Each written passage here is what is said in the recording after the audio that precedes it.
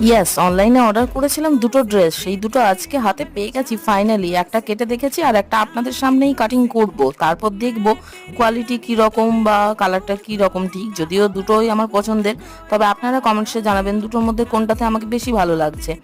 আর খুব কম দামেই পেয়েছি, সেই কারণে নিয়ে নিয়েছি। সামার ভ্যাকেশনে ভাবছি তো যে কোথাও যাব, তো সেই কারণে এই দুটো অর্ডার করেছি। আর সারা বছরই তো প্রায় অনলাইনে শপিং করাই হচ্ছে।